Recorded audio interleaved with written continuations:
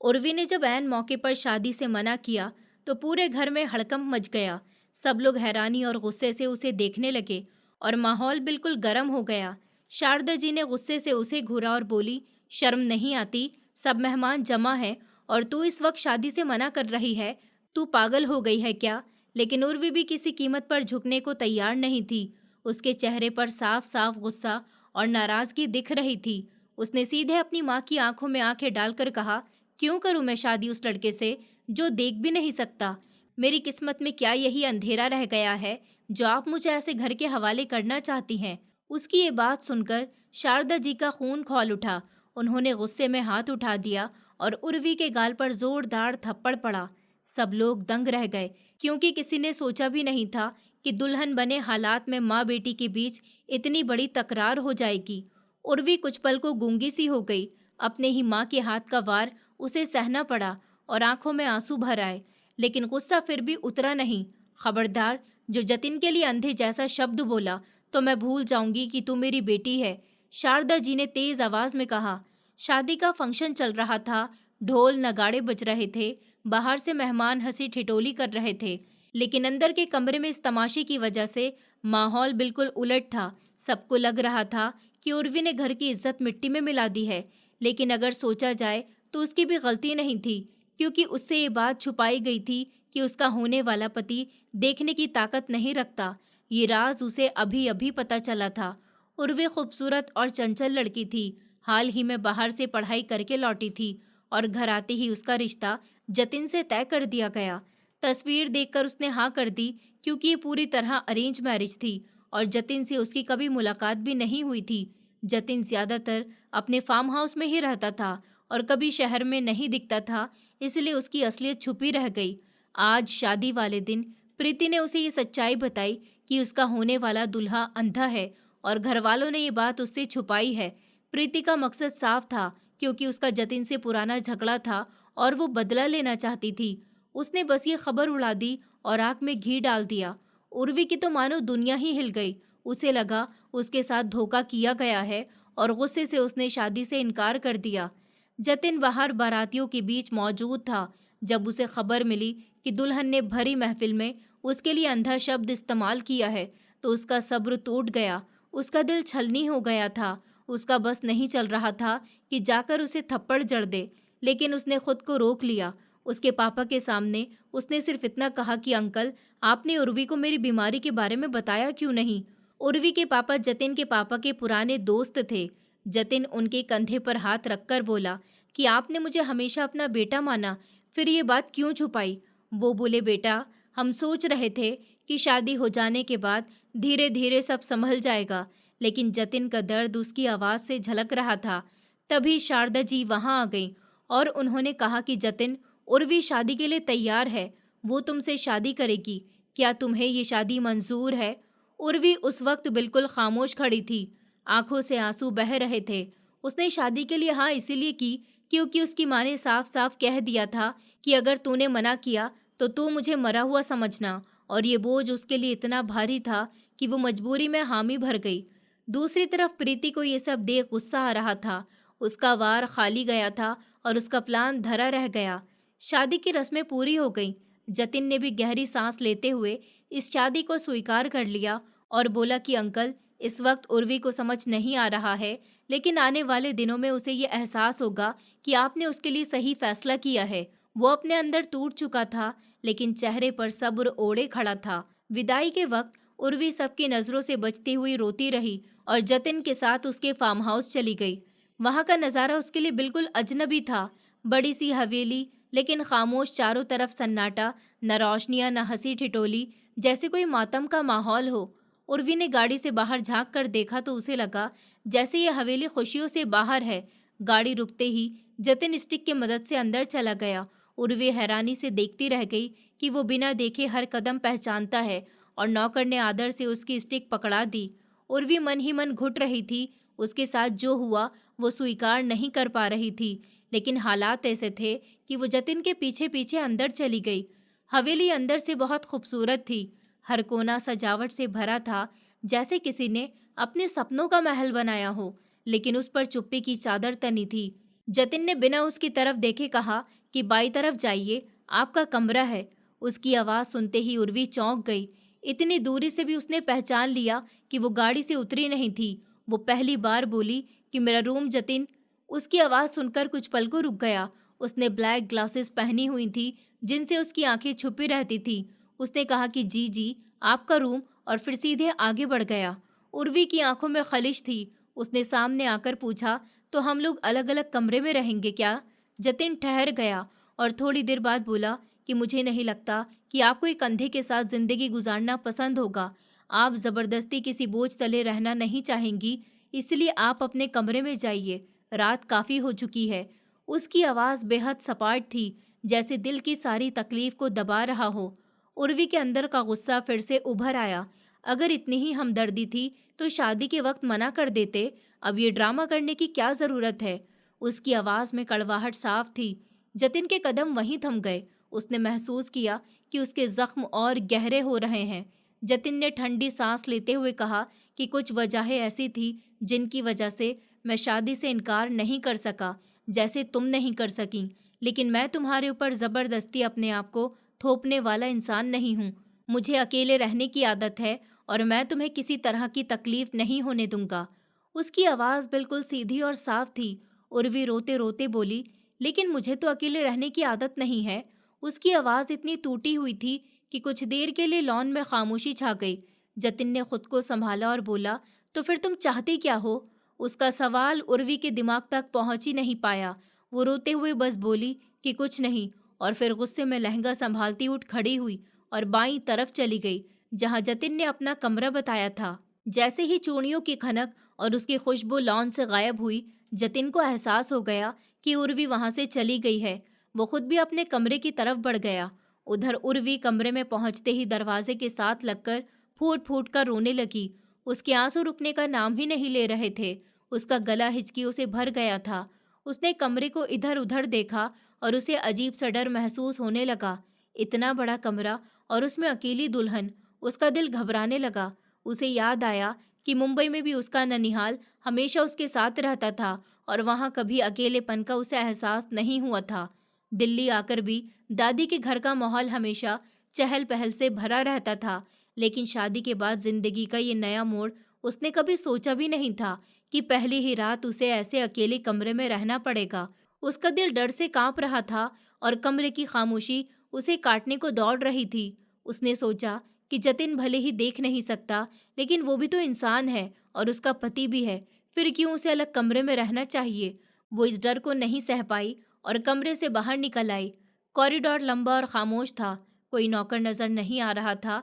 वो दुल्हन बनी बेहद प्यारी लग रही थी, लेकिन ये सिंगार किसके लिए था जो उसे देख भी नहीं सकता था? यही सोचकर उसका मन और भारी हो गया। वो धीरे धीरे चलते हुए जतिन के कमरे के दरवाजे पे आकर रुकी। उसका दिल जोर जोर से धड़क रहा था। हिम्मत जुटाकर उसने दरवाजा खोला और अंदर कदम रखा। अंदर का नजारा देखकर वो दंग रह गई। कमरा किसी स्वर्ग से कम नहीं था। चारों तरफ गुलाब के फूलों की लड़ियां सजी थी। हर कोने में रंग बिरंगी लाइट्स सितारों की तरह चमक रही थी। लाल और सफेद गुलाब की महक पूरे कमरे में फैली हुई थी। छत से लटकते फूलों के झुरमुट ने माहौल को और दिलकश बना दिया था। सजे हुए बिस्तर पर फूलों की चादर बिछी थी, जिसे देखकर उर्वी पलक झपकना भूल गई। वो धीरे धीरे कदम रखते हुए कमरे के बीच तक आई। तभी ऊपर लटके झूमर से रोशनी उस पर पड़ी और ऐसा लगा जैसे कोई परी उतर आई हो। तभी उसे पीछे किसी की मौजूदगी का एहसास हुआ। वो झट से पलटी और देखा, जतिन उसके सामने खड़ा था। जतिन ने अभी अभी फ्रेश होकर कपड़े बदले थे और इस बार उसने अपना चश्मा हटा दिया था। उर्वी की नज़र उसकी आंखों पर पड़ी। उसकी आंखें बेहद सुंदर और गहरे रंग की थी, लेकिन उनमें रोशनी नहीं थी। उसके चेहरे का मर्दानापन किसी को भी अपनी तरफ खींच सकता था। उसकी बॉडी मजबूत और आकर्षक थी और चेहरे की सख्त लकीरें उसकी पर्सनैलिटी को और ज्यादा इम्प्रेसिव बना रही थी। आंखों की रोशनी ना होने के बावजूद जतिन का अंदाज और उसका आत्मविश्वास बहुत कशिश लिए हुए था। उसके होठों पर हल्की मुस्कान थी और चेहरे पर एक अजीब सी नमी, जिसने उर्वी के दिल को छू लिया। एक पल के लिए उसका दिल जोर जोर से धड़कने लगा। जतिन ने अचानक पूछा, तुम्हें कुछ चाहिए? तो उर्वी होश में आई और बोली कि मुझे अकेले कमरे में डर लग रहा था, इसीलिए मैं यहाँ आ गई हूँ। जतिन ने शांत लहजे में कहा, ओके, तुम यहाँ रह सकती हो, मुझे कोई परेशानी नहीं। मैंने तो तुम्हारी आसानी के लिए दूसरा कमरा सेट करवाया था, मेरी फिक्र मत करो। उसकी बातें सुनकर उर्वी को फिर से गुस्सा आ गया। वो पलटकर बोली कि मेरी चिंता करने की जरूरत नहीं है, मैं खुद कर लूंगी, अब मुझे चेंज करना है। इतना कहकर वो ड्रेसिंग रूम की तरफ बढ़ गई। जतिन ने बिना कोई बहस किए चुपचाप बिस्तर का रास्ता पकड़ लिया। वो देख नहीं सकता था, लेकिन कमरे में फैली भीनी खुशबू और पास में उसकी मौजूदगी को महसूस कर सकता था। जतिन सिर्फ 29 साल का था, जवान मर्द था, उसकी भी ख्वाहिशें और जज्बात थे, लेकिन आंखों की रोशनी छिन जाने के बाद वो गुमसुम हो गया था, जैसे जिंदगी से उसका रिश्ता टूट गया हो। उर्वी के पापा ने उसे हमेशा अपने बच्चों की तरह माना और अब अपनी बेटी का रिश्ता भी उसे सौंप दिया था। ये सोचकर जतिन और ज्यादा भारी महसूस कर रहा था। वो बैठ के क्राउन से टेक लगाकर आंखें बंद कर गया। तभी उसे खटपट की आवाज सुनाई दी। उर्वी ड्रेसिंग टेबल पर अपने गहने उतार रही थी और गुस्से में उन्हें जोर जोर से पटक रही थी। वो बड़बड़ाती जा रही थी, जैसे सारा गुस्सा उसी पर उतारना चाहती हो। उसने झुमके उतारते हुए कहा कि मुझे ऐसे तैयार किया गया जैसे कोई मिस वर्ल्ड हूँ, जिसे तारीफों के पुल बांधने वाले बैठे हैं। सादे से कपड़ों में विदा कर देते तो क्या फर्क पड़ जाता। जतिन बैठ क्राउन से टेक लगाए हुए सर पीछे किए, आंखें आधी बंद किए, गहरी खामोशी में डूबा था। उसके चेहरे की सख्त लकीरें और होठों पर थमी चुप्पी ये बता रही थी कि वो सब कुछ सुन रहा है, लेकिन जाहिर नहीं कर रहा। उर्वी ने अपने भारी दुपट्टे को उतारकर पास रखी चेयर पर डाल दिया तो उसी पल जतिन की गर्दन हल्की सी सीधी हुई। एक पल के लिए उर्वी को लगा जैसे उसकी निगाहें उसी पर टिक गई हों। उसके दिल की धड़कनें तेजी से बढ़ गईं, लेकिन अगले ही पल उसे याद आ गया कि जतिन देख नहीं सकता। उसने खुद को रिलैक्स करने की कोशिश की और अपने रेशमी बालों को खोलकर पीठ पर बिखरने दिया। उसका लहंगा बहुत भारी था, चलने में मुश्किल हो रही थी। वो लहंगे का पल्लू थोड़ा संभालती जतिन के पास आई और पूछने लगी कि मेरा ड्रेस कहाँ रखा है। जतिन ने बड़ी सादगी से कहा कि कबर्ड में सब मौजूद है। उसकी आवाज़ में कोई खास उतार चढ़ाव नहीं था, मगर सुनने वाले को एक अजीब सा खिंचाव महसूस होता। उर्वी ने गहरी सांस लेते हुए कबर्ड खोला और रात के लिए एक आरामदायक ड्रेस निकाली। उसकी नज़र एक नाइट ड्रेस पर पड़ी जो काफ़ी बोल्ड थी। उसकी धड़कनें और तेज हो गईं। उसने फौरन से जतिन की तरफ झलक ली। जतिन अब भी आंखें झुकाए बैठे थे, लेकिन उसकी गहरी आंखें जैसे सब महसूस कर रही थी। उर्वी के कान गर्म हो गए, चेहरे पर लाली उतर आई। उसने झटके से कबर्ड बंद किया और ड्रेसिंग रूम की तरफ बढ़ी। अचानक उसके कानों में जतिन की धीमी आवाज़ पड़ी, यहीं चेंज कर लीजिए। उसके कदम वहीं जम गए। दिल धड़क उठा। उसने पलटकर जतिन की तरफ देखा। उसके चेहरे पर कोई हाव भाव नहीं थे, लेकिन उसकी नज़रें जैसे उर्वी के हाथों तक टिकी हुई थी। उसकी आवाज़ बिल्कुल नॉर्मल थी, जैसे कोई और बात हो। उर्वी का गुस्सा फौरन उभर आया। क्यों? यहाँ क्यों चेंज करूं? मैं ड्रेसिंग रूम में ही चेंज करूंगी। उसकी आवाज़ में कड़वाहट थी। जतिन ने बहुत शांत लहजे में कहा कि जहाँ भी कर लीजिए, मर्जी है आपकी, मैंने कौन सा आपको देखना है। जतिन के इस जवाब ने उर्वी को फिर से चुप कर दिया। उसके अंदर अजीब सा खिंचाव और डर दोनों जागे। उसकी आंखों की रोशनी चली गई थी, लेकिन फिर भी उसकी गहरी आंखें ऐसी लग रही थी जैसे सब कुछ देख सकती हों। उर्वी और कुछ बिना बोले भागती से ड्रेसिंग रूम में चली गई। कुछ देर के बाद जब वो वापस लौटी तो कमरे में अंधेरा था। घबराहट में उसके मुंह से निकल गया कि अंधेरे में जीते जी मुझे मार डाला है आपने। वो बिस्तर के पास आई और जतिन के करीब खड़ी हो गई। फिर जल्दी से बोली कि लाइट ऑन कर दीजिए प्लीज। जतिन ने हल्की सी करवट ली और पास रखे लैंप को ऑन कर दिया।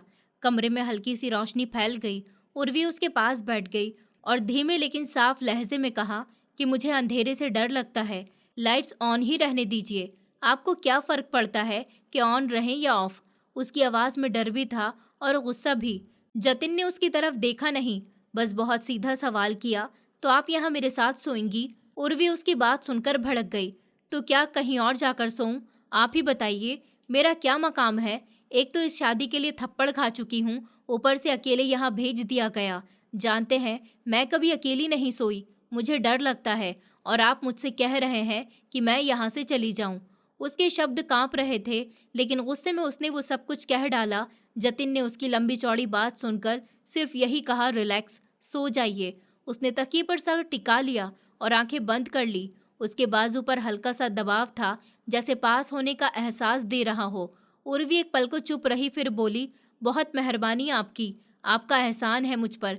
घर के सब लोग उसे जतिन के गुस्से से डराते थे, कहते थे कि वो बहुत ही सख्त मिजाज है, सामने जाने पर सोच समझकर बोलना। लेकिन यहाँ तो उल्टा ही हो रहा था। वो जितना बोल रही थी, जतिन उतनी ही शांति से जवाब दे रहा था। इस बात ने उर्वी को थोड़ी हिम्मत दी।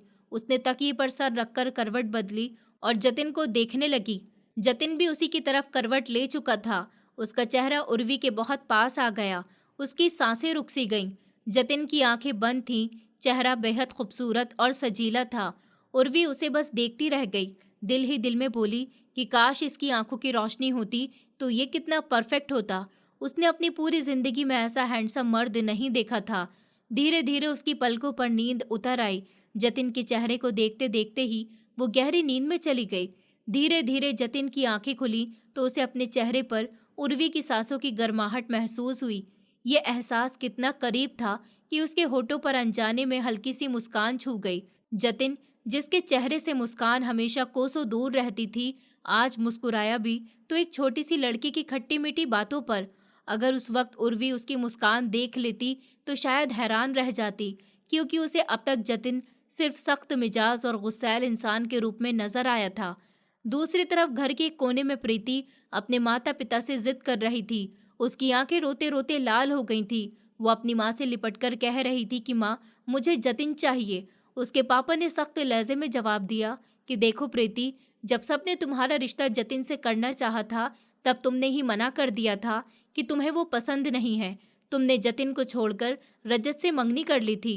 अब जब रजत बाहर जाकर किसी और से शादी कर चुका है, तो तुम जतिन की तरफ लौटना चाह रही हो। ये तुम्हारी गलती है। प्रीति ने आंसू पोंछते हुए कहा, जब शादी का वक्त आया तब भी आपको ही ऐतराज था कि जतिन अंधा है। मुझे अंधे से शादी नहीं करनी। आपने ही मुझे रोका, वरना आज मैं जतिन की पत्नी होती। उसके पापा गुस्से से बोले, तो हम क्या करते? जब तुम्हें उसे ठुकरा दिया तो वो तुम्हारा इंतजार क्यों करता? अब तो वो किसी और का हो चुका है। तुम्हारी बहन उर्वी ने भी तो शादी से पहले मना किया था, मगर सबकी जोर जबरदस्ती से उसका रिश्ता जतिन से जुड़ गया और वो विदा होकर आ भी गई। अब तुम्हारा ये रोना धोना किसी काम का नहीं। प्रीति फूट फूट कर रो पड़ी और अपनी माँ से बोली, आप मुझे समझ क्यों नहीं पा रही हैं? मैं सच कह रही हूँ माँ, मुझे जतिन से ही प्यार है। मैं उसके बिना नहीं रह सकती। रजत ने तो मुझे धोखा दिया, लेकिन जतिन आज भी वही है, उतना ही खूबसूरत, उतना ही परफेक्ट। उसके अंधेपन से फर्क नहीं पड़ता। मैं सब कुछ संभाल लूंगी, बस आप मेरी मदद कीजिए। उसकी माँ ने सख्ती से कहा कि प्रीति, ये सब बकवास है। कल ही जतिन और उर्वी की शादी हुई है और आज तुम यहाँ ये सब राज खोल रही हो। अगर तुम्हारे पापा को जरा भी खबर लगी तो वो आग बबूला हो जाएंगे। अपने दिमाग से जतिन का नाम निकाल दो। वो अब किसी और का हो चुका है और ये सच तुम्हें मानना ही होगा। इतना कहकर उसकी माँ गुस्से में वहां से निकल गई और प्रीति अकेली रह गई। वो वहीं फर्श पर बैठी रही। आंसू उसके चेहरे को भिगो रहे थे। उसका दिल बंधनों को तोड़ना चाहता था, लेकिन हालात उसे जकड़कर बैठे थे। सुबह जब जतिन की नींद खुली तो उसे एक पल के लिए याद ही नहीं रहा कि कल रात उसकी शादी हुई थी। जैसे ही उसने करवट बदली, उसकी सांस अटक गई। उर्वी उसके बिल्कुल पास थी। उसका बदन जतिन से सटा हुआ था। उसकी रेशमी जुल्फें तकिए पर बिखरी थीं और उसके होठों से निकलती हल्की सांसें जतिन के सीने को छू रही थी। जतिन का दिल तेजी से धड़क उठा। उसने धीरे से उसे अलग करना चाहा, लेकिन उर्वी और भी कसकर उससे चिपक गई। उसकी मासूमियत, उसकी गर्माहट और उसका नाजुक बदन जतिन के लिए एक आफत बन गए थे। वो देख तो नहीं सकता था, लेकिन उसकी हर हरकत को महसूस कर रहा था। उसकी सांसों की लय, उसके नाजुक हाथ, सब जैसे जतिन के जज्बातों को भड़का रहे थे। जतिन ने हिम्मत जुटाकर उसकी गर्दन के नीचे हाथ रखा और उसे हल्का सा ऊपर खींच लिया। उर्वी उसकी गोद में आ गिरी और अनजाने में अपना चेहरा उसके सीने में छुपा लिया। वो गहरी नींद में थी, लेकिन जतिन पूरी तरह से जागा हुआ था। उसने अपनी आंखें बंद की और सिर्फ महसूस करने लगा। उसकी कमर पर अपने हाथ रखे तो ऐसा लगा जैसे न जाने कौन सा खजाना हाथ लग गया हो। उसका दिल कह रहा था कि इस नाजुक एहसास को हमेशा के लिए अपनी बाहों में कैद कर ले। वो उसकी खूबसूरती और मासूमियत में डूबा हुआ था कि तभी उर्वी नींद में ही हल्की सी कसमसा गई। उर्वी जैसे ही जतिन के सीने पर और भी लिपट गई तो उसकी सांसें जैसे थोड़ी देर के लिए रुक गईं। वो अचानक कसमसा कर उठी और अपनी नींद में धुंधली सी आंखें खोलकर उसके पास सोए जतिन को देखने लगी। उसे एक पल के लिए समझ ही नहीं आया कि ये इंसान कौन है। वो तो भूल ही गई थी कि उसकी शादी हो चुकी है। उसके हाथ अपने पति जतिन के चेहरे को थामने लगे और वो धीमे से आंखें खोलते हुए बोली, आप कौन है? उसके होश अभी तक पूरे नहीं लौटे थे और दिमाग जैसे सुन पड़ा था। उसे ये तक महसूस नहीं हुआ कि वो जतिन को अपने दिल की गहराइयों तक छू जाने का एहसास करवा चुकी है। जतिन की आंखों की चमक ने उसे चौंका दिया। उसके माथे पर बल आ गए। उसे ऐसा लगा जैसे उन आंखों से उसका पूरा जिस्म पड़ा जा रहा हो। वो झटके से पीछे खिसकी और उठ बैठी। शर्म से उसका चेहरा झुक गया। पास ही पड़ा दुपट्टा उसने उठा लिया और खड़ी हो गई। जतिन भी अपनी नींद से बाहर आते हुए अपने जज्बात को दबाने की कोशिश करता हुआ उठ बैठा और बस हल्का सा मुस्कुराकर रह गया। शहर के सबसे बड़े हॉल में उस दिन जतिन और उर्वी की शादी का फंक्शन था। चारों तरफ से रोशनी और शोर था। हर कोई उनकी जोड़ी की तारीफ कर रहा था। दोनों एक साथ स्टेज पर बैठे थे और चेहरे पर एक अलग ही चमक थी। तभी भीड़ को चीरती हुई प्रीति वहां पहुंची और जब उसकी नजर उन दोनों पर पड़ी तो उसका दिल जैसे जलकर राख हो गया।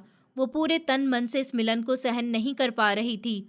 उर्वी का रूप, उसका खुला हुआ चेहरा और उसके चेहरे पर खिली खुशी सब कुछ बयां कर रहा था कि अब वो जतिन के साथ एक हो चुकी है। कल तक जो लड़की उलझन और परेशानी में दिखती थी, आज वही लड़की पूरी तरह निखरी हुई लग रही थी और प्रीति के लिए ये नज़ारा किसी तीर से कम नहीं था। प्रीति ने मन ही मन सोचा कि बड़ी खुश लग रही है, लगता है रात भर मजे कर आई है। उसकी नज़र जतिन की ओर गई जो छड़ी के सहारे नीचे उतर रहा था। तभी उसने जहर घोलते हुए कहा, वैसे उर्वी मुंह दिखाए में क्या दिया तुम्हारे अंधे पति ने? जो वो देख ही नहीं सकता तो देगा भी क्या? प्रीति की कड़वी बात सुनकर उर्वी का चेहरा अचानक उतर गया। उसने तकलीफ से कहा कि प्रीति दीदी, आप हर वक्त क्यों जहर उगलती हैं? कभी तो मीठा बोल लिया कीजिए। मगर प्रीति ने दांत भींचते हुए कहा कि गलत क्या कहा मैंने? अंधा आदमी मुंह दिखाई देगा कैसे? उर्वी की आंखों में आंसू आ गए, लेकिन उसने खुद को संभालते हुए जवाब दिया, मुंह दिखाई तो नहीं दी, लेकिन सारी रात सोने नहीं दिया। उन्होंने अपनी बेदर्द मोहब्बत से। मुझे तो लगा ही नहीं कि वो देख नहीं सकते। उनका अंदाज तो ऐसा था कि मैं बस शर्माती रह गई। उर्वी की बेधड़क बात ने प्रीति के दिल में आग लगा दी। वो गुस्से में भरकर वहां से उठ गई। उर्वी ने होठ भींच लिए और मुंह फेर लिया, लेकिन तभी उसने महसूस किया कि जतिन उसके बहुत पास खड़ा है। उसका दिल तेज धड़कने लगा और उसने सोचा, कहीं उन्होंने मेरी बात सुन तो नहीं ली। चेहरे से तो लग ही नहीं रहा कि शायद उन्होंने सुना ही नहीं, लेकिन उसके दिल में एक अजीब सा डर था। चारों तरफ हलचल थी, हर तरफ चहल पहल थी। आज उर्वी पग फेरे की रस्म के लिए अपने मायके आई थी। शादी को हफ्ता भर हो चुका था, लेकिन उसका दिल यहाँ से वापस जाने को नहीं कर रहा था। जतिन ने भी कभी उस पर दबाव नहीं डाला कि वो जल्दी आए, लेकिन आज उसके पापा ने दावत रखी थी और जतिन से साफ कह दिया था कि उर्वी को साथ लेकर ही आना। स्टडी रूम में दोनों काफी देर तक खामोश बैठे रहे। उर्वी नजरें चुराती रही और फिर अचानक उठकर बाहर चली गई, मगर कुछ ही देर के बाद वो वापस लौट आई। जतिन उसकी आहट से पहचान गया। वो धीरे से बोली कि मुझे आपके फार्म हाउस नहीं जाना, वहाँ बहुत ही सुनसान है। मैं वहाँ अकेली रह जाऊंगी। प्लीज आप शहर में शिफ्ट हो जाइए, वरना मुझे यहीं रहने दीजिए। जतिन ने संजीदा आवाज में कहा कि हम आज वापस जाएंगे। उर्वी, वही अब तुम्हारा घर है। उसकी बात सुनकर उर्वी को तड़प हुई। उसने कहा, पति कभी अपनी पत्नी की भी सुन लेता है। जतिन उसके पास आया और बहुत करीब झुककर धीरे से बोला, जिस दिन मेरी पत्नी बनोगी उस दिन सुन भी लूंगा। उसकी गर्म सांसें कानों को छू गईं और उर्वी का दिल धड़क उठा। जतिन बाहर निकल गया, लेकिन उसकी बात देर तक उर्वी के दिल में गूंजती रही और उसका चेहरा लाल पड़ गया। उर्वी के पापा ने उसे रात का खाना खिलाने के बाद वापस भिजवा दिया। वो बहुत ही खराब मूड में अंदर दाखिल हुई और आते ही गुस्से में सब चीजें उतारकर फेंकने लगी। पहले हील उतारी और दो नहीं उछालकर दूर फेंक दी, फिर दुपट्टा उतारकर फेंका और बालों को झटके से खोल दिया। वो बिस्तर पर गुस्से में बैठ गई। जतिन को पूरी तरह नजरअंदाज कर रही थी, जो बहुत धीरे धीरे कदम उठाता हुआ कमरे में दाखिल हुआ था। उसने अपना चश्मा उतारकर एक तरफ रख दिया। अब वो घड़ी उतारकर दराज में रख रहा था। तभी उर्वी ने गुस्से में उसकी तरफ मुड़कर कहा कि आप बहुत बुरे हैं मिस्टर जतिन। जतिन ने शांत आवाज में कहा कि धीरे बात करिए, बहरा नहीं हूं मैं, सब नॉर्मल है। हाँ जानती हूँ, आप बहरे नहीं हैं, आप अंधे हैं। ये सुनते ही जतिन के हाथ शर्ट खोलते खोलते रुक गए। उर्वी को भी तुरंत अपने शब्दों पर पछतावा हुआ। वैसे वो ऐसी नहीं थी, फिर कैसे उसके मुंह से इतनी सख्त बात निकल गई। जतिन ने कड़वाहट भरे लहजे में कहा कि जानता हूँ, अंधा हूँ, बताने की जरूरत नहीं है तुम्हें, और गुस्से से अपनी शर्ट उतार कर चेयर पर फेंकी और बाथरूम में बंद हो गया। उर्वी वहीं बैठी रह गई। उसकी आंखें भर आईं। उसने खुद से कहा, ये क्या कर दिया तुमने उर्वी? जतिन का दिल दुखा दिया। अगर वो देख नहीं सकते तो इसमें उनका क्या कसूर है? ये ऊपर वाले की मर्जी है। किसी की कमी पर ऐसे ताने देना कितना गलत है। वो बहुत देर तक जतिन का इंतजार करती रही, लेकिन जतिन बाहर ही नहीं आया। आखिरकार जतिन बाथरूम से बाहर निकला तो उसने नाइट ड्रेस पहन रखी थी। उसकी चौड़ी कंधों वाली मजबूत बॉडी नजर आ रही थी। एक पल को उर्वी को लगा जैसे वो सब कुछ देख सकता है, क्योंकि वो इतनी तेजी और कॉन्फिडेंस के साथ चल रहा था। लेकिन फिर खुद को समझाया कि नहीं, वो देख नहीं सकता। ये शक बस मेरे मन का वहम है। जतिन बिना कुछ कहे बिस्तर की तरफ बढ़ा और लाइट ऑफ कर दी। उर्वी उसके पास जाकर बैठ गई और धीरे से बोली, आई एम सॉरी, मेरे मुंह से गलती से निकल गया। मेरा इरादा बिल्कुल नहीं था कि आपका दिल दुखाने का। प्लीज माफ कर दीजिए। जतिन खामोश रहा। उसने आंखें भी नहीं खोली, बस कहा कि उर्वी सो जाइए, रात काफी हो गई है। उर्वी रोते हुए बोली कि नहीं, जब तक आप मुझे माफ नहीं करेंगे मैं पीछे नहीं हटूंगी। जतिन ने हल्की सी मुस्कान दी और बोला, अच्छा कर दिया है, अब सो जाइए। उर्वी ने चैन की सांस ली और उसके पास आकर लेट गई। उसकी आंखों में अब भी नमी थी, लेकिन दिल में राहत थी। जतिन की कहानी जानने के बाद उर्वी के दिल में उसके लिए इज्जत और प्यार और बढ़ गया था। एक हादसे में जतिन के पापा की मौत हो गई थी और उन्हें बचाते बचाते जतिन की आंखों की रोशनी चली गई थी। उसकी आंखों में कांच के टुकड़े लगे थे और उसी वक्त से वो अंधे हो गए थे और 16 साल गुजर चुके थे। कई सर्जरी हुई, लेकिन रोशनी लौटकर नहीं आई। जतिन ने सब कुछ सहा चुपचाप, बिना किसी शिकायत के। यही सब जानकर उर्वी के दिल में उसके लिए हमदर्दी और मोहब्बत पैदा हो गई। शारदा जी भी जतिन को अपने बेटे से ज्यादा चाहने लगी थी। उन्होंने उर्वी से कहा कि ये इंसान बहुत अकेला है और मुझे मेरे बच्चों से ज्यादा प्यारा है। ये बहुत ही सब्र वाला है, 4 साल से टूटा पड़ा है, इसे समेट लो उर्वी, मेरी बच्ची। इस बात ने भी उर्वी को अच्छा खासा सोचने पर मजबूर कर दिया। वो जतिन को दिल ही दिल में याद करती फार्म हाउस लौट आई। नौकरानी से पता चला कि जतिन कहीं जरूरी काम से बाहर गया हुआ है। जब से जतिन उर्वी को शादी करके फार्म हाउस लाया था, तभी से उसने एक नौकरानी कमला को रख लिया था, ताकि उर्वी को अकेलापन महसूस न हो। जतिन की गैर मौजूदगी का फायदा उठाते हुए उर्वी आज अच्छे से तैयार हुई और जतिन का इंतजार करने लगी। आईने में खुद को देखा तो उसका दिल जोर से धड़क उठा। वो जानती थी कि जतिन उसे देख नहीं सकता, लेकिन फिर भी वो बहुत दिल से सज धज कर बैठ गई थी। अंदर से एक अजीब सी खुशी हो रही थी। रात काफी देर तक वो जागकर जतिन का इंतजार करती रही, लेकिन जतिन नहीं आया। थक हार कर गुस्से में उसने अपना ड्रेस बदला और एक नाइटी निकाल कर पहन ली। नाइटी पहनते हुए उसे बहुत शर्म आई, लेकिन साथ ही एक अजीब सी तसल्ली भी थी कि आखिर जतिन उसे इस हाल में देख नहीं सकता। उसने सोचा, क्यों न अपने मन का ये शौक पूरा कर लूं। ब्लैक कलर की सिल्क नाइटी में वो सचमुच किसी अप्सरा जैसी लग रही थी। जालीदार डिजाइन वाली वो नाइटी उसके घुटनों तक आती थी और उसकी खूबसूरती को और निखार रही थी। वो बिस्तर पर लेटी और जतिन के सोने की तरफ वाली साइड पर हाथ बढ़ाते हुए उसकी यादों में खो गई। नींद धीरे धीरे उसकी आंखों पर भारी होने लगी और वो नींद में खो गई। रात के करीब 2 बज रहे थे जब जतिन घर लौटा। उसके कपड़ों पर खून के धब्बे थे, चेहरे पर गुस्से की लकीरें साफ झलक रही थी। ऐसा लग रहा था जैसे रास्ते में आने वाली हर चीज को कुचल देगा। वो भारी कदमों से सीढ़ियां चढ़ते हुए अपने खास कमरे की तरफ गया। वो जानता भी नहीं था कि उर्वी वापस आ चुकी है। जतिन ने वहां जाकर अपनी शर्ट उतारी और जमीन पर फेंक दी। आईने में उसका सीना और चेहरा खून से सना था। चाकू के कई निशान उसके बदन पर बने थे। उसने अपने घाव साफ किए और उन पर एंटीसेप्टिक लगाया, फिर शार लिया और टॉवल बांध कर बाहर आया। इस कमरे में उसका कोई कपड़ा नहीं था, इसलिए उसने दरवाज़ा लॉक किया और अपने कमरे की तरफ बढ़ गया। जैसे ही उसने कमरे का दरवाज़ा खोला तो अंदर का नज़ारा देख ठिठक गया।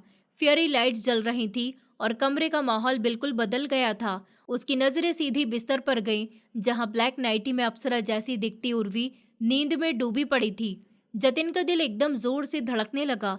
उसका हाथ अनजाने में अपने सीने पर चला गया। उसके कदम खुद ब खुद बिस्तर की तरफ बढ़ने लगे। वो घुटनों के बल उर्वी के पास बैठ गया और गहरी नजरों से उसे निहारने लगा।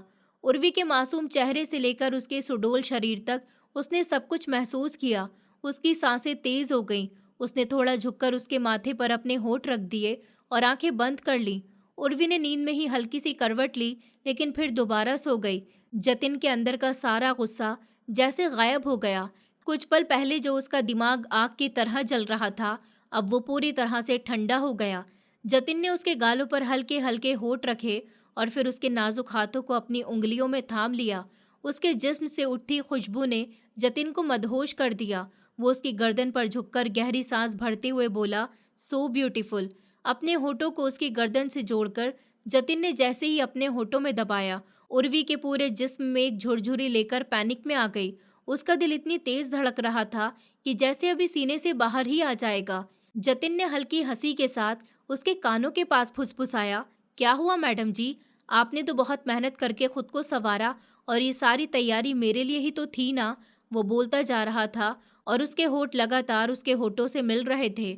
उर्वी घबराई सी आवाज में बोली, प्लीज पीछे हटिए, कुछ भी आपके लिए नहीं है। अगले ही पल उसने खुद को छुड़ाया और फौरन उठकर दूर जाकर खड़ी हो गई। जतिन ने खुद ही कमरे की लाइट डिम कर दी थी ताकि वो उसकी गिरफ्त से निकल जाए। उर्वी अपनी नाइट ड्रेस ठीक करती हुई लाइट ऑन करने लगी तो जतिन की गुस्से भरी आवाज कमरे में गूंज गई, मत ऑन करना। इस वक्त उसकी आवाज सुनकर उर्वी थम गई। जतिन नहीं चाहता था कि वो उसके जिस्म पर पड़े जख्मों के निशान देखे। उर्वी हकला गई, आपने शर्ट क्यों नहीं पहनी? जतिन ने चुपचाप उठकर कबर्ड से ड्रेस निकाला और गुस्से में ड्रेसिंग रूम की तरफ बढ़ गया। वो दरवाजे तक पहुंचा ही था कि उर्वी की जुबान से अनजाने में निकल गया कि यही चेंज कर लीजिए। जतिन वहीं ठिठक गया और सख्त लहजे में बोला कि मैं अंधा हूँ, आप नहीं। ये कहकर उसने दरवाज़ा जोर से बंद कर लिया। उर्वी का दिल जैसे जोर से धड़क उठा। अचानक उसे एहसास हुआ कि कहीं जतिन सच में उसे देख तो नहीं रहा। वो पल भर को पैनिक में आ गई, जबकि सच ये था कि उसके दिल के अंदर जतिन के लिए वो कहीं न कहीं राजी थी। जतिन गुस्से में बाहर आया तो उसकी तरफ देखा तक नहीं और सीधा बिस्तर पर जाकर लेट गया। उर्वी वहीं खड़ी रही, उसे देखती रही। उसे महसूस हो रहा था कि कुछ तो मिसिंग है, लेकिन क्या? धीरे धीरे चलते हुए वो उसकी तरफ बढ़ी और दराज से उसका मोबाइल उठाने के लिए हाथ बढ़ाया ही था कि जतिन ने फौरन उसका हाथ अपने हाथों में जकड़ लिया। उसकी आंखें तेज नजरों से चमक रही थी। उसने दबी आवाज में कहा कि अपनी जगह पर जाकर चुपचाप सो जाइए, वरना मेरे अंदर का जो शैतान है वो जाग गया तो पूरी रात आपकी सिसकियां ही सुनाई देंगी और फिर आप हर रात नींद के लिए तरसेंगी। हर शब्द पर जोर देकर उसने जैसे उसे डरा ही दिया। उर्वी कांप उठी और उसकी आवाज भर्रा गई, प्लीज जतिन। जतिन ने अपनी आंखों पर हाथ रख लिया और वहीं पर लेट गया। उर्वी ने घबराकर लाइट ऑन कर दी। अचानक रोशनी फैलते ही जतिन ने आंखों से हाथ हटाया और उसकी तरफ सख्त नजरों से देखा। रोशनी में उसने उर्वी की खूबसूरती को गौर से देखा और अपने दिल के सारे जज्बात दबाने की कोशिश करता रहा, पर उसकी आंखों में चाहत साफ झलक रही थी। उर्वी ने हिम्मत जुटाई और रोते हुए कहा, क्या आप देख सकते हैं? जतिन एक पल को ठहर गया। उसके होठ सख्त थे पर आंखों में अलग ही चमक थी। वो तो बस उसके हुस्न में खोया जा रहा था। गहरी सांस भरते हुए वो खड़ा हुआ। दोनों ही उस वक्त काले कपड़ों में थे। जतिन ब्लैक ट्राउजर और स्लीवलेस कुर्ते में था, जबकि उर्वी ब्लैक नाइट ड्रेस में। उर्वी की आंखें जतिन की गहरी आंखों से जा टकराईं और अगले ही पल जतिन ने उसकी कमर में हाथ डालकर उसे अपने सीने से चिपका लिया। वो उसके कान के पास झुका और अगले ही पल जतिन ने उसकी कमर में हाथ डालकर उसे अपने सीने से चिपका लिया। वो उसके कान के पास झुका और धीमे से कहा, you know very well my wife. इतना कहकर उसके कान की लो को हल्के से काट लिया।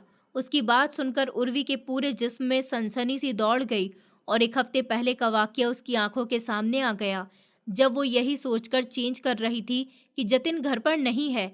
लेकिन अचानक बाथरूम का दरवाज़ा खुला और जतिन कमरे में आ गया। उस दिन वो बुरी तरह से अपसेट हुई थी। आज जतिन का इस तरह हर रात से पर्दा उठाना उसकी जुबान को रोक गया। वो उसकी कमर पकड़कर उसे ज़मीन से ऊपर उठाए हुए था और उर्वी जैसे कांच की गुड़िया जैसी उसकी बाहों में सिमट गई थी। जतिन ने उसके चेहरे पर हल्की सी फूंक मारी तो उर्वी सहर उठी और उसकी गर्दन जतिन के कंधों पर टिक गई।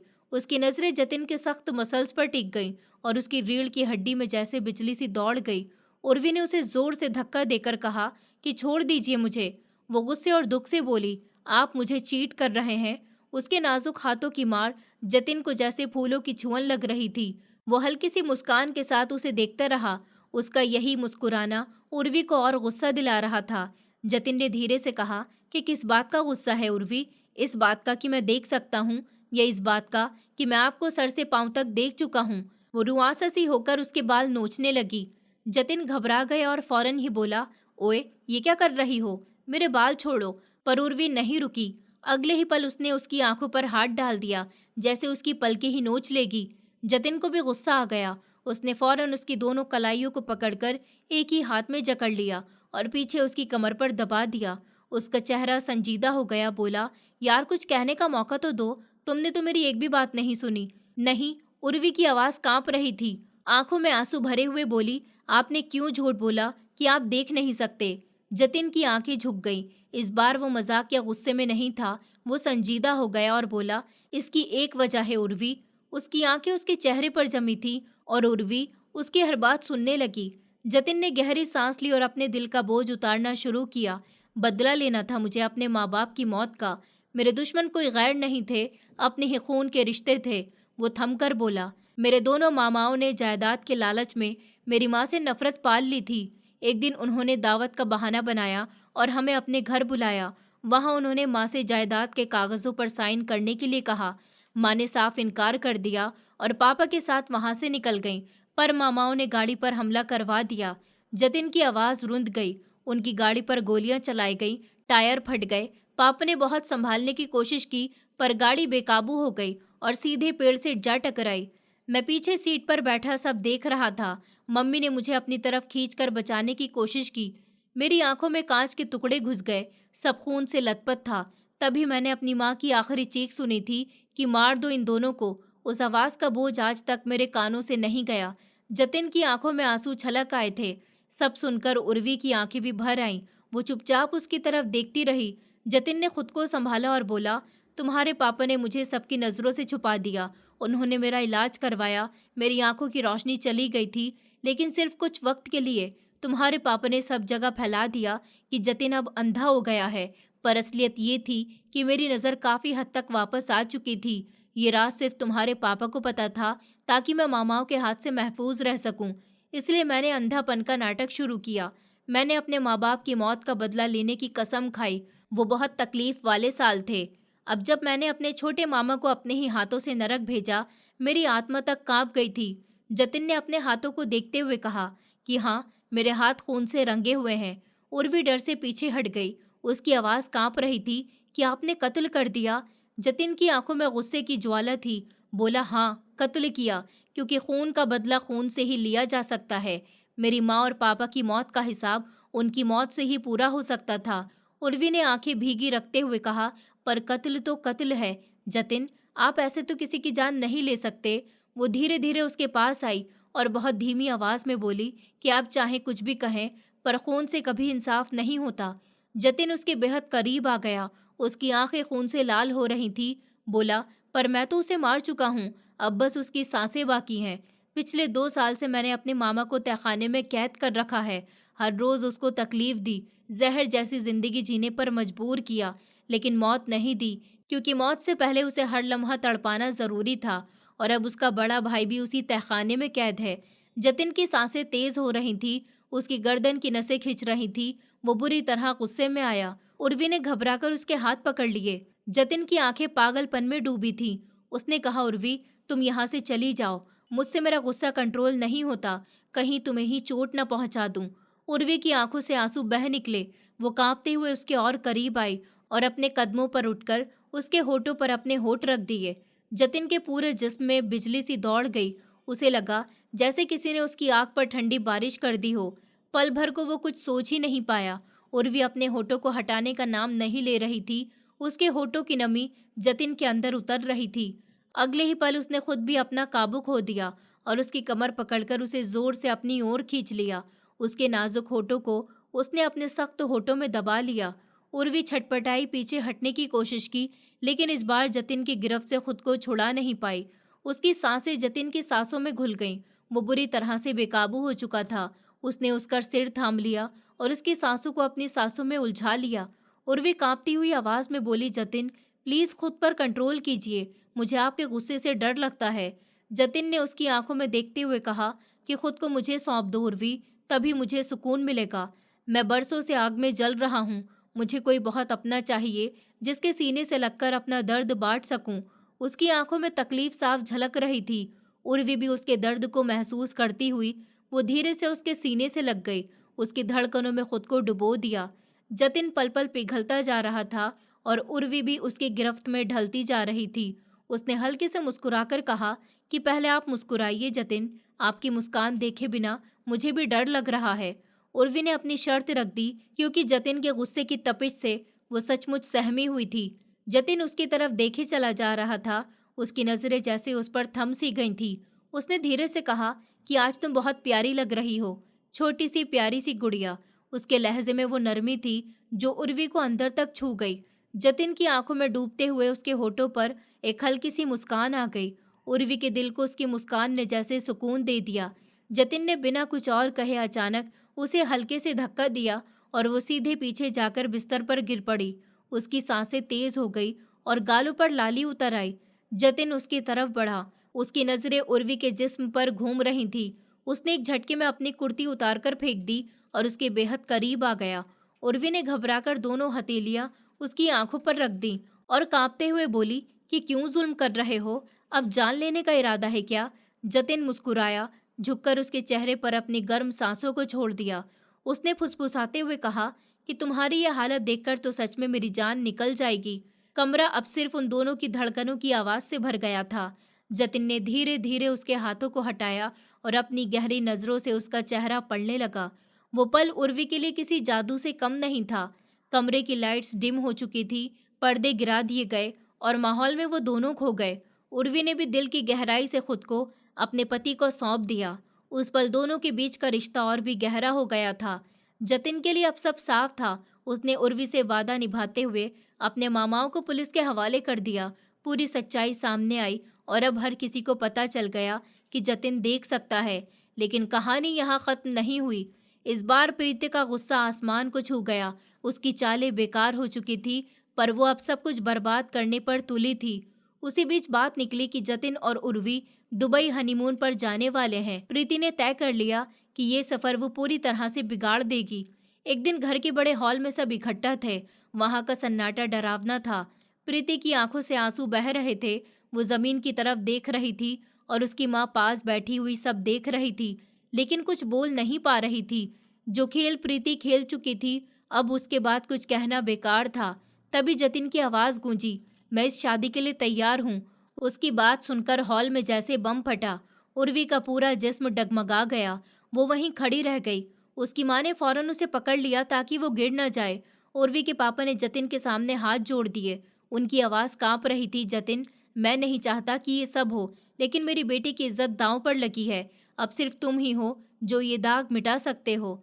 जतिन के चेहरे पर कोई हाव भाव नहीं था। उसकी आंखें खाली थी। वो कुछ बोलने ही वाला था कि अचानक उसकी नजर सामने खड़ी हुई उर्वी पर पड़ी। उसका चेहरा बिल्कुल सूना सा दिखा। आंखें भरी हुई थी पर आंसू नहीं थे। उसमें एक अजीब सा दर्द भी था जो जतिन के दिल तक जा लगा। जतिन ने भी गहरी सांस भरी और ठंडी आवाज में कहा कि शादी का बंदोबस्त कर दो, मैं आ जाऊंगा। इतना कहकर वो सीधे उर्वी की तरफ बढ़ा। उसकी कलाई पकड़कर खींच लिया।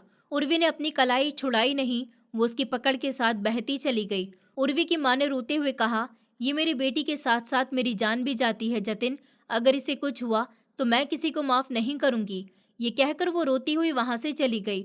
वहीं दूसरी तरफ प्रीति के चेहरे पर एक तसल्ली से भरी मुस्कान थी। आखिरकार वो अपनी चाल में कामयाब हो चुकी थी। गाड़ी में बैठने के बाद जतिन बेहद खामोशी से ड्राइव करता रहा। उर्वी भी उसके बगल में बैठी हुई थी, लेकिन एक शब्द तक नहीं बोली। उसकी ये खामोशी जतिन को अंदर से चीर रही थी। आखिरकार उसने ब्रेक मारकर गाड़ी साइड में लगा दी। उसकी आंखों में पागलपन था। वो बोला, क्या तुम चाहती हो जतिन मर जाए? उसकी आवाज बहुत धीमी लेकिन बेहद गहरी थी। उर्वी की आंखें छलक गईं। उसने टूटी आवाज में कहा कि जतिन, मैं आपके बिना नहीं रह सकती, मैं मर जाऊंगी। ये सब सोच सोच कर मैं खुद को खत्म कर रही हूँ। आप और प्रीति के बारे में सुनकर मेरी सांस अटक जाती है। जतिन की आंखें लाल हो गईं। उसने कहा कि तुम मुझ पर शक कर रही हो उर्वी, तुम मुझ पर यकीन नहीं करती। ये उसने अपने सीने पर हाथ रखकर कहा कि दिल से मैं सिर्फ तुम्हारा हूँ और तुम्हारा ही रहूंगा, पर तुमने मुझ पर भरोसा क्यों नहीं किया? तुमने क्यों मान लिया कि मैं प्रीति से शादी कर लूंगा? उर्वी ने कांपते हुए कहा, क्योंकि आपने खुद हामी भरी ना, आपने ही कहा था कि आप शादी करेंगे।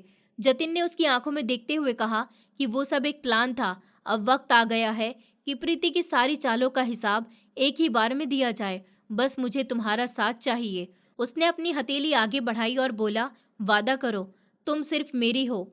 उर्वी की आंखों से आंसू बह निकले। उसने उसकी हथेली पकड़ ली और फुसफुसाई, मैं हमेशा से सिर्फ तुम्हारी हूँ और हमेशा रहूंगी। जतिन ने उसे अपने सीने से लगाया, उसके माथे पर माथा टिकाया और कहा कि जस्ट ट्रस्ट मी, मेरी लाइफ में सिर्फ तुम हो उर्वी। लेकिन उसी बीच प्रीति ने एक नई चाल चली। उसने सबके सामने रो रो कर इल्जाम लगाया कि जतिन उसके कमरे में आता है, उसके साथ जबरदस्ती करने की कोशिश करता है। उसने यहाँ तक कि खुद अपने कपड़े फाड़ दिए ताकि झूठ को सच का रंग दे सके। घर में सबको पता था कि ये झूठ है, पर उसने अपनी इज्जत की आड़ में सबको मजबूर कर दिया।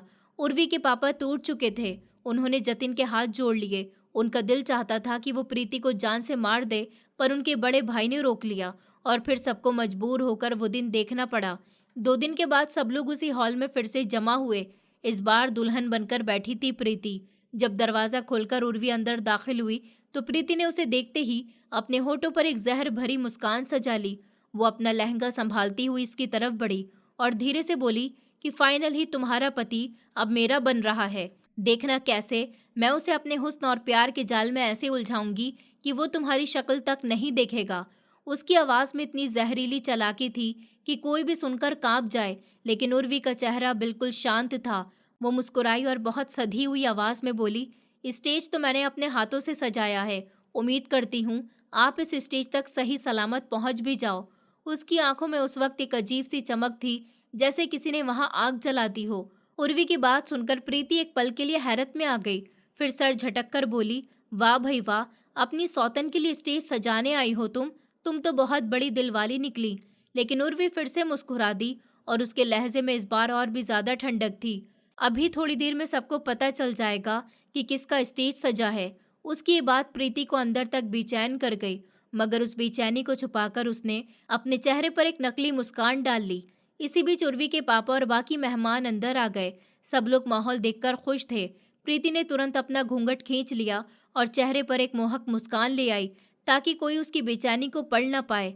शादी की तैयारी शुरू हो गई और जब प्रीति ने अपने बराबर बैठे हुए दूल्हे को देखा तो उसके पैरों तले से जमीन खिसक गई।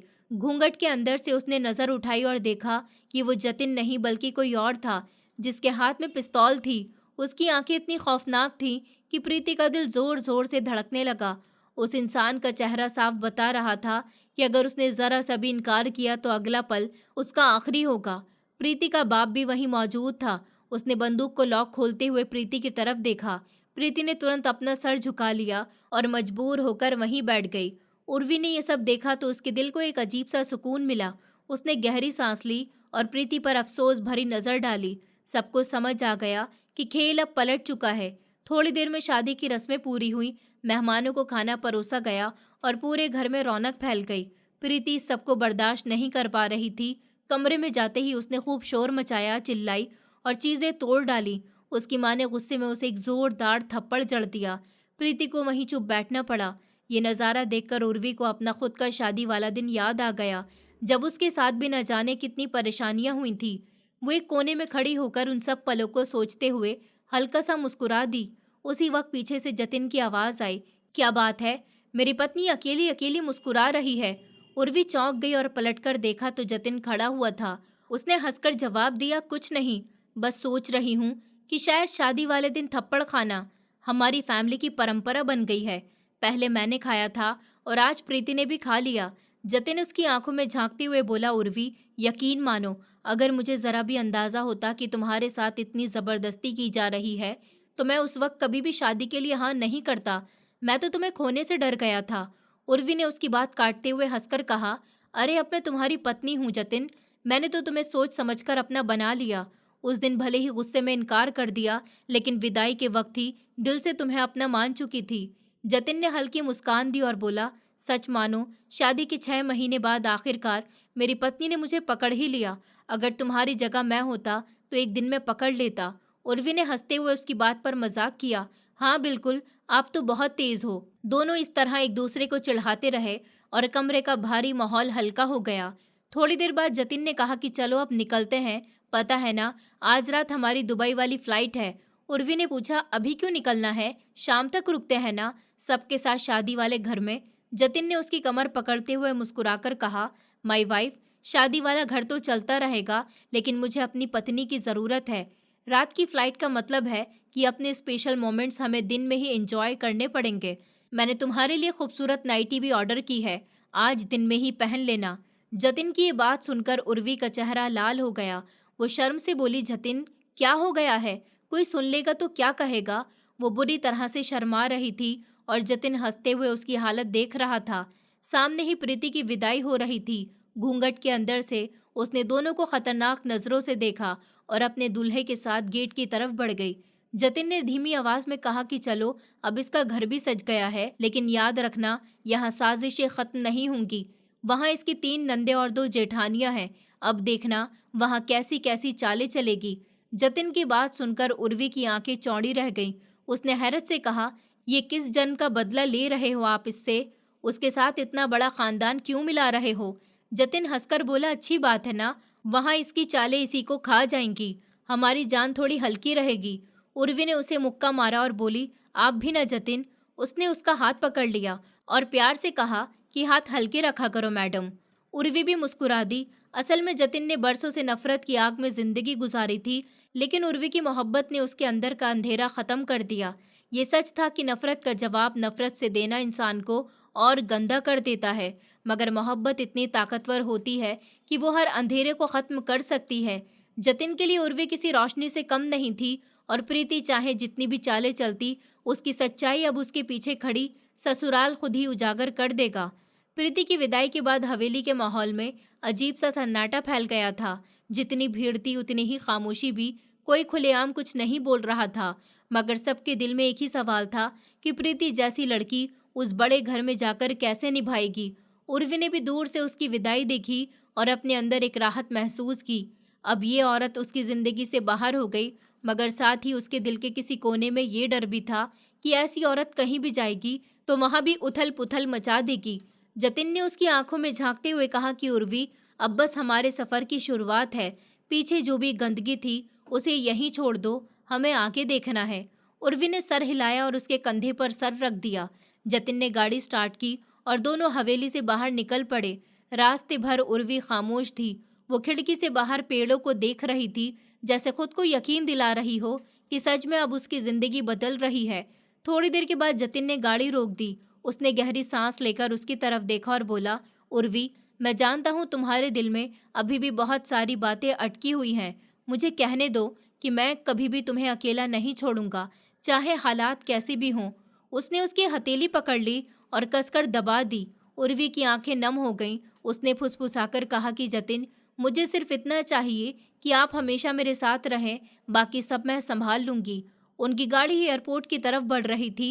रास्ते भर दोनों के बीच खामोशी छाई रही, लेकिन उस खामोशी में भी एक अपनापन था, जैसे दो लोग बिना बोले ही एक दूसरे से दिल की बातें कर रहे हों। उर्वी को लगा कि इस सफर सिर्फ दुबई का नहीं बल्कि एक नई जिंदगी का है। जब वो एयरपोर्ट पहुंचे तो वहां की रौनक कुछ और ही थी। जगमगाती लाइटें, लोगों की चहल पहल, अनाउंसमेंट की आवाजें। उर्वी ने जतिन का हाथ थाम लिया। भीड़ में खो जाने का डर उसे सताने लगा। जतिन ने हल्की मुस्कान दी और बोला, डरो मत, मैं हूं ना। ये शब्द उर्वी के दिल को जैसे सुकून की चादर ओढ़ा गए। फ्लाइट में बैठने के बाद जतिन ने खिड़की से बाहर झांका। वो बहुत देर तक आसमान को देखता रहा। उर्वी ने उसका चेहरा गौर से देखा। उसमें अब भी कहीं न कहीं अपने बीते हुए दर्द की परछाई थी। उसने उसकी उंगलियां थामते हुए धीरे से कहा कि जतिन, अब आपके लिए आसमान खुला है, आप चाहें तो उड़ सकते हैं, आपके साथ मैं हूँ। जतिन ने उसकी तरफ देखा और पहली बार उसे लगा कि उसने सच में अपनी मंजिल पा ली है। दुबई पहुंचने के बाद दोनों होटल के कमरे में दाखिल हुए। वहां से समुद्र का नजारा दिख रहा था। हवाओं में नमक और आज़ादी की खुशबू थी। उर्वी बालकनी में खड़ी होकर समंदर की लहरों को देख रही थी। जतिन पीछे से आया और उसकी कमर में हाथ डालकर बोला, जिंदगी भी इन लहरों की तरह है, कभी ऊपर तो कभी नीचे, लेकिन अगर साथ देने वाला सच्चा हो तो हर तूफान आसान हो जाता है। उर्वी ने उसकी आंखों में देखा और मुस्कुराई। उसने कहा, जतिन, आपके साथ मुझे किसी तूफान का डर नहीं लगता। आपके बिना तो एक हल्की हवा भी मुझे गिरा सकती है, लेकिन आपके साथ मैं सबसे बड़ी आंधी का भी सामना कर सकती हूँ। जतिन ने उसके माथे पर किस किया और बोला, यही भरोसा मेरी सबसे बड़ी ताकत है। रात का खाना खाने के बाद दोनों कमरे में लौटे। वहां का सन्नाटा सिर्फ उनकी सांसों की आवाज से भर गया। जतिन ने धीरे से कहा, उर्वी, अब मैं चाहता हूँ कि जिंदगी का हर लम्हा तुम्हारे साथ गुजरे, चाहे खुशी हो या दर्द, तुम मेरी आखिरी मोहब्बत हो। उर्वी ने उसकी आंखों में आंसू भरकर देखा और बोली, और आप मेरी पहली मोहब्बत भी हो और आखिरी भी। उस रात दोनों ने पहली बार सचमुच चैन से नींद ली। सुबह जब सूरज की किरणें कमरे में दाखिल हुई तो उर्वी ने महसूस किया कि उसकी जिंदगी सच में बदल चुकी है, लेकिन किस्मत इतनी आसानी से किसी को नहीं छोड़ती। होटल की लॉबी में अखबार रखा था। उसमें बड़ी हेडलाइन छपी थी कि प्रीति की ससुराल में बवाल, नंदों और जेठानियों से झगड़ा, दूल्हे के परिवार ने गंभीर आरोप। ये खबर पढ़कर उर्वी का दिल जोर से धड़कने लगा। जतिन ने अखबार उठाया और एक लंबी सांस भरकर बोला, देखा, मैंने कहा था ना कि औरत जहां जाएगी वहां बर्बादी लेकर आएगी। उर्वी ने उसकी आंखों में देखा और बोली, जतिन, हमें अब और उसके बारे में नहीं सोचना चाहिए। उसने खुद अपने लिए रास्ता चुना है। हमारा रास्ता बिल्कुल अलग है। जतिन ने उसकी बात मानते हुए अखबार टेबल पर रख दिया, लेकिन उसके दिल में कहीं न कहीं ये बात साफ थी कि प्रीति इतनी आसानी से उनकी जिंदगी से बाहर नहीं होने वाली। दुबई की वो रात दोनों के लिए किसी नई किताब के पहले पन्ने जैसी थी। समंदर की आवाजें, रोशनी से जगमगाते रास्ते और हवा में घुला हुआ आज़ादी का एहसास, सब कुछ उर्वी को किसी सपने के जैसा लग रहा था। उसने कभी सोचा भी नहीं था कि उसकी जिंदगी में इतना बड़ा मोड़ आएगा, जहां उसका हाथ थामे जतिन उसके साथ खड़ा होगा। सुबह उठते ही जतिन ने खिड़की खोली तो धूप की सुनहरी किरणें पूरे कमरे में फैल गईं।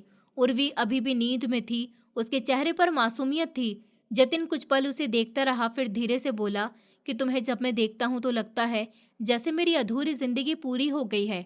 उर्वी ने आंखें खोली और मुस्कुराते हुए कहा कि आपकी बातों से लगता है जैसे सपने में भी मुझे ही देखा है। अब दोनों ने हंसकर सुबह की शुरुआत की।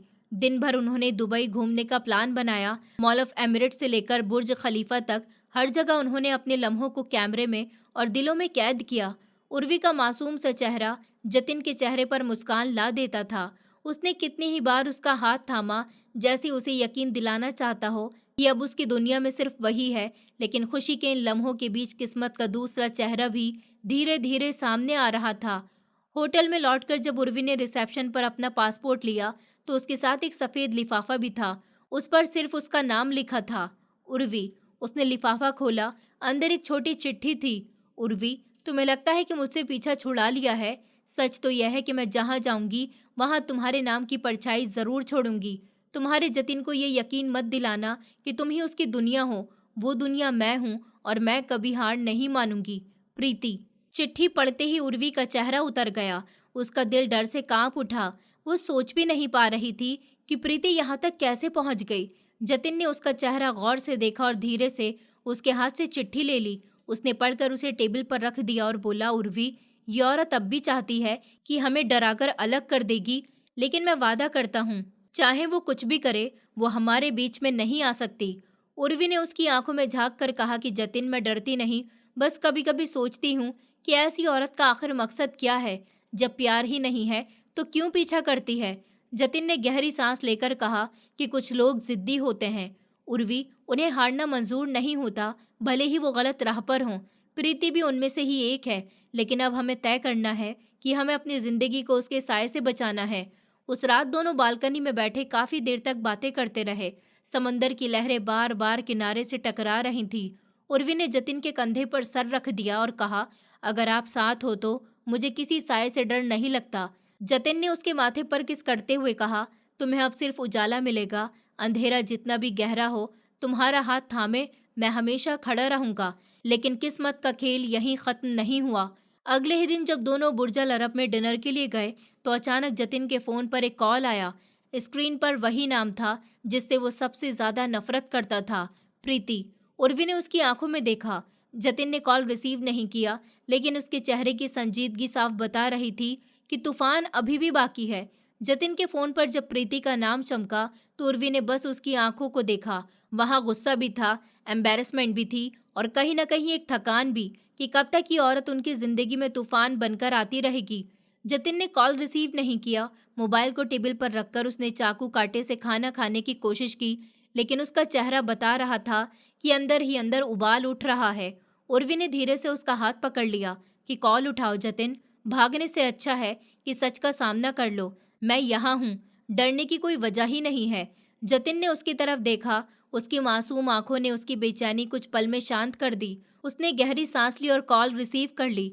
फोन मिलते ही उधर से ठंडी लेकिन जहर भरी आवाज गूंजी, तो कैसे हो मेरे होने वाले पति, या ये कहूँ किसी और की गोद में बैठे मेरे ख्वाबों के सौदागर। जतिन का खून खौल उठा। प्रीति सुनो, जितनी गंदी सोच है ना तुम्हारी, उतनी ही गंदी तुम्हारी चालें भी हैं। तुम भूल जाओ कि मैं कभी तुम्हारा था या हो सकता हूँ। अब मेरे दिल में सिर्फ और सिर्फ उर्वी है, और अगर तुमने फिर से हमारे बीच में आने की कोशिश की तो तुम्हें पहचानने में एक पल भी नहीं लगाऊंगा। फोन के उस पार हल्की सी हंसी गूंजी। जतिन, तुम्हें लगता है कि ये कील तुम्हारे हाथ में है?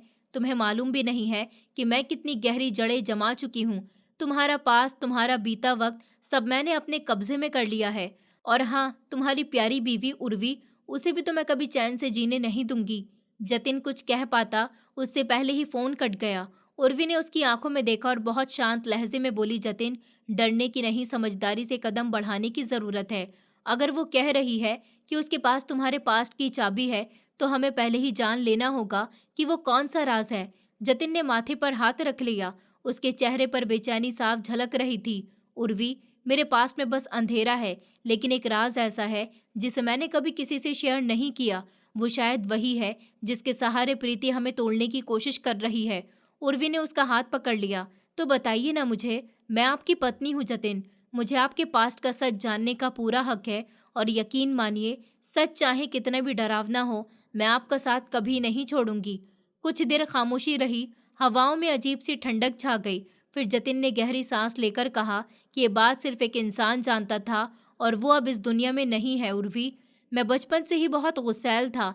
मैंने कई गलतियां की, लेकिन एक गलती ऐसी है जिसे सोचकर आज भी मेरा दिल कांप उठता है, और शायद वही गलती प्रीति तक पहुंच चुकी है। उर्वी की आंखें फैल गईं। कौन सी गलती जतिन? जतिन ने अपने होठ काटे। उसकी आंखें भर आईं। एक हादसा जिसमें एक जिंदगी मुझसे छिन गई थी। मैं उस दिन से अब तक चैन से नहीं सो पाया हूँ, और अगर प्रीति ने सच में उस बात को अपने हाथ में ले लिया है, तो समझ लो कि वो किसी भी वक्त उस राज को हथियार बनाकर हमें तोड़ने की कोशिश करेगी। उर्वी ने उसका चेहरा थामकर कहा, तो फिर यही वक्त है कि हम दोनों मिलकर उस सच्चाई का सामना करें। अगर तुम बीते वक्त से भागोगे तो वो हमेशा पीछा करेगा, लेकिन अगर उसी गुजरे कल की आंखों में आंखें डालकर खड़े हो गए तो कोई भी प्रीति हमें नहीं हरा पाएगी। उसकी बातों ने जतिन के दिल में अजीब सा सुकून भर दिया। तुम सच में मेरी हिम्मत हो उर्वी। अगर तुम साथ हो तो मुझे किसी के राज का डर नहीं। लेकिन उसी वक्त उर्वी का फोन वाइब्रेट हुआ। उसने स्क्रीन पर देखा तो उसके होश उड़ गए। नंबर अनजान था, लेकिन व्हाट्सएप पर एक वीडियो मैसेज आया। उसने प्ले किया तो वीडियो में वही हादसा था जिसके बारे में जतिन अभी अभी बता रहा था। उर्वी के हाथ कांप उठे। उसने वीडियो को रोक दिया और जतिन की तरफ देखा। जतिन, ये सब कैसे? ये वीडियो किसके पास से? जतिन ने वीडियो देखा तो उसका चेहरा पीला पड़ गया। ये वही राज है उर्वी, वही हादसा, और अब साफ है कि प्रीति ने इस राज को अपना हथियार बना लिया है। उर्वी ने फोन टेबल पर रख दिया और जतिन की आंखों में गहराई से देखा। उसके चेहरे पर कोई सवाल नहीं था, कोई इल्जाम नहीं, बस एक भरोसा था कि उसका पति चाहे कितना भी टूटा हुआ क्यों ना हो, वो उसे अपने प्यार से संभाल लेगी। जतिन का गला भर आया। उसके होठ हिल रहे थे पर शब्द नहीं निकल पा रहे थे। उर्वी ने उसका हाथ अपने हाथों में कसकर पकड़ लिया और बोली, जतिन, इंसान गलती करता है, कभी हालात से तो कभी अपने गुस्से से, लेकिन जिंदगी हर किसी को दूसरा मौका देती है। आज वही मौका हमारे सामने है।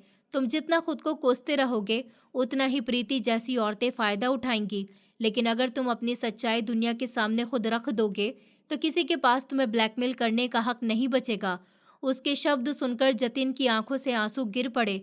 उसने महसूस किया कि उर्वी सिर्फ उसकी पत्नी नहीं, बल्कि उसकी जिंदगी का वो सहारा है जो उसे अंधेरे से खींचकर रोशनी में ला सकती है। उसने पहली बार इतना हल्का महसूस किया। उसने धीरे से कहा, तुम ठीक कहती हो उर्वी, मैं अब और भागना नहीं चाहता। अब जो भी होगा मैं खुद सबको बताऊंगा। मैं अपनी गलती स्वीकार करूंगा, ताकि कोई और इसका इस्तेमाल हमारे खिलाफ ना कर सके। कुछ दिन के बाद हवेली में सब रिश्तेदार और परिवार वाले बैठे थे। जतिन खड़ा हुआ और सबके सामने अपना सच बयां कर दिया। उसने बताया कि बचपन में गुस्से में की गई एक हरकत ने किसी की जान ले ली थी। वो हादसा उसके दिल पर बोझ बनकर सालों से चुभता रहा। वो किसी को कुछ बता ही नहीं पाया, क्योंकि डरता था कि लोग उससे नफरत करेंगे। पूरा घर सन्नाटे में डूब गया। सबकी निगाहें जतिन पर टिकी थीं। तभी उर्वी उसके पास आई और बोली, ये सच है, लेकिन सच ये भी है कि इंसान अपनी गलती से सीखकर बेहतर बन सकता है, और जतिन ने वही किया है। वो आज का जतिन है जिसने खुद को बदल लिया है। उसकी बातें सुनकर सबकी आंखें नम हो गई। किसी ने जतिन को दोषी नहीं ठहराया, बल्कि ये समझा कि उसने अपनी गलती मानकर इंसानियत दिखाई है। वहीं दूसरी तरफ प्रीति, जो सबको तोड़ने का सपना देख रही थी, उसकी चाल खुद ही उस पर भारी पड़ गई। उसके पास अब किसी को ब्लैकमेल करने का कोई मौका नहीं था, क्योंकि सच पहले ही सबके सामने आ चुका था। वो गुस्से से वहां से चली गई और धीरे धीरे सबकी नजरों से गायब हो गई। जतिन ने चैन की सांस ली। उसने उर्वी को अपने पास खींचकर कहा कि अगर तुम साथ न होती तो शायद मैं कभी ये हिम्मत नहीं कर पाता। उर्वी मुस्कुराई और बोली, मैं साथ हूँ जतिन, हमेशा यहीं रहूंगी, क्योंकि शादी सिर्फ खुशियों का साथ देने का नाम नहीं, बल्कि मुश्किल वक्त में एक दूसरे को थामने का नाम है। जतिन ने उर्वी का हाथ अपने हाथ में थामा और बोला, अब लगता है मेरी जिंदगी में सही मायने में नई शुरुआत ली है। उर्वी उसकी आंखों में देखते हुए बोली कि हाँ जतिन, हर मुश्किल के बाद आसानी है, और अब हमारी मुश्किलों का वक्त खत्म हो चुका। हवाओं में एक सुकून था। आसमान के तारों ने जैसे गवाही दी कि सच्चा प्यार हर अंधेरे को मिटा देता है। और उस रात से जतिन और उर्वी की जिंदगी सिर्फ मोहब्बत और भरोसे की डोर से जुड़ गई, जैसे कोई तोड़ नहीं सका। खिड़की से बाहर आसमान में फैले बादल ऐसे लग रहे थे जैसे सारी परेशानियां पीछे छूट चुकी हों। जतिन पहली बार इतने हल्के दिल से मुस्कुरा रहा था। उसकी आंखों में अब वो बोझ नहीं था, वो डर भी नहीं था जो सालों से उसे अंदर से तोड़ रहा था। उसने उर्वी का हाथ अपने हाथों में कसकर पकड़ लिया, मानो दुनिया के सामने यही सबसे बड़ी जीत हो। उर्वी ने उसकी हथेली पर हल्के से अपना सर रख दिया। उसने महसूस किया कि जतिन का दिल अब शांत है। उसकी धड़कनें अब उस बेचैनी से भरी नहीं थी, बल्कि सुकून की ताल में चल रही थी। उसने धीरे से फुसफुसाया, अब न कोई झूठ है, न कोई डर, बस हम दोनों और हमारी मोहब्बत होगी। जतिन ने उसकी ओर देखते हुए सर हिलाया, जैसे ये वादा उसकी रूह तक उतर गया हो। कुछ देर दोनों खामोश बैठे रहे, लेकिन उस खामोशी में भी इतनी बातें थी कि शब्दों की जरूरत ही नहीं रही। ये खामोशी ही उनकी सबसे बड़ी गहरी बातचीत थी। जतिन ने अचानक कहा कि जानती हो उर्वी, जब तुमने पहली बार मेरा हाथ थामा था ना, तभी समझ गया था कि अब चाहे कुछ भी हो जाए, मैं अकेला नहीं हूँ। उर्वी ने उसकी आंखों में देखते हुए मुस्कुराकर कहा, और मैं तब समझ गई थी कि जतिन, ये रिश्ता सिर्फ किस्मत से नहीं बना, बल्कि ऊपर वाले ने हमें एक दूसरे के लिए भेजा है। जतिन ने उसे अपनी बाहों में भर लिया। उस पल ऐसा लगा कि मानो दोनों की रूहें एक दूसरे से बात कर रही हों। ये सिर्फ पति पत्नी का रिश्ता नहीं था, ये साथीपन का रिश्ता, वो रिश्ता जिसमें दर्द, गलती, सच और माफ़ी सब शामिल थे। और इन्हीं सबको पार करके उनकी मोहब्बत और मजबूत हो गई थी। प्रीति का नाम अब दोनों की जिंदगी से मिट चुका था। हवेली की दीवारें भी अब उनकी हंसी सुनती, और जतिन के घर वालों की आंखों में अब शर्म नहीं बल्कि गर्व था। सब कहते उर्वी ने जतिन को बदल दिया, लेकिन उर्वी जानती थी कि असल में जतिन के दिल में हमेशा अच्छाई थी। बस उसे किसी सच्चे प्यार की ज़रूरत थी जो उसे आईने की तरह दिखा सके। कुछ महीनों के बाद हवेली में एक और खुशखबरी गूंजी। उर्वी माँ बनने वाली थी। जतिन की आंखों से खुशी के आंसू रुक ही नहीं रहे थे। उसने उर्वी का माथा चूमते हुए कहा कि अब तो मेरी दुनिया पूरी हो गई। उर्वी ने हल्की सी मुस्कान के साथ जवाब दिया कि नहीं जतिन, अब हमारी नई दुनिया शुरू हो गई, नए सिरे से। और सचमुच उस दिन से उसकी जिंदगी ने एक नया सफर शुरू किया। मोहब्बत, भरोसा और साथ, यही तीन चीजें उनके रिश्ते की असली पहचान बनी। नफरत और झूठ जितना भी गहरा क्यों न हो, सच्चा प्यार और भरोसा हमेशा उसे मिटा देता है।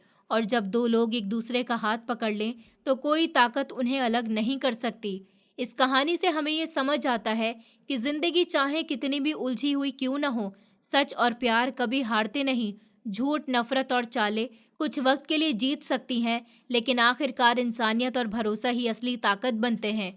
जतिन की जिंदगी गमों और अंधेपन के साए में डूबी थी, लेकिन उर्वी के सच्चे दिल ने उसे उस अंधेरे से बाहर निकाला।